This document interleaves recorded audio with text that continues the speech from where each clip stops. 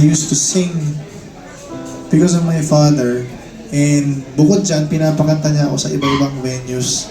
Katulad ng Rotary, Creba, any gathering that I could grab the mic and sing. Ang ginagawa niyo sa aking training noon is pinapatayo niya ako sa silya ng upuan.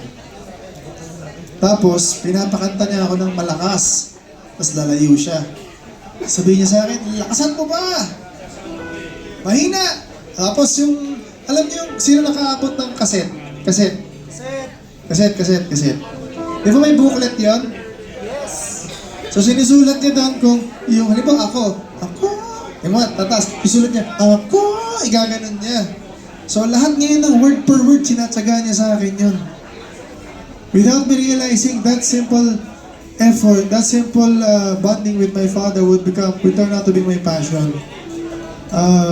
Hindi ko nakakalimutan yun, kaya when I started my music career, I used to perform as rock. Pero when I realized, ano ba talaga ako from my core? Sabi ko, ballad. Because it brings me back to the memories when I was spending time with my father bonding. Ito ho yung mga kinakanta ko ng time na yun. So if you know this song, would you please join me on stage? And share this song with me. Palakpakan naman natin ang nagturo sa aking kumanta.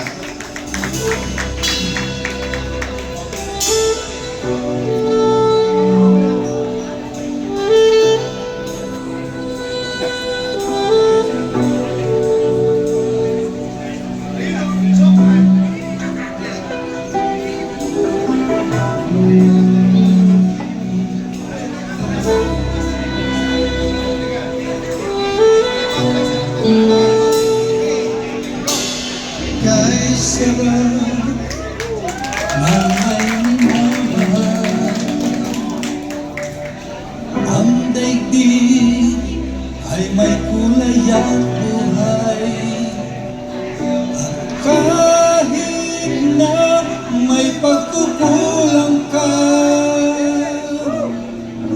sanglit mo lang libot ko na.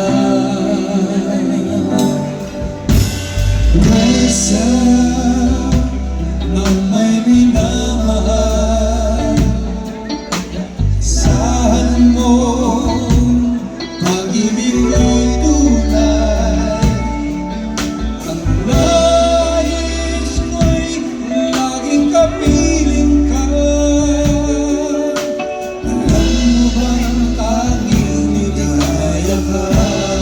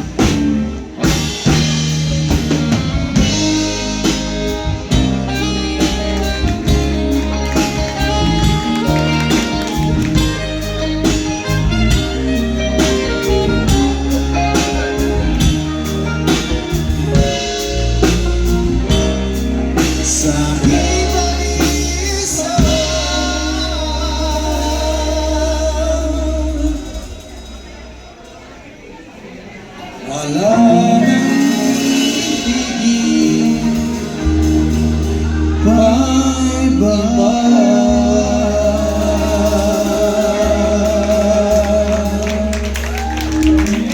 Thank you. Sabi na, Thank you so much. Happy birthday, Mark.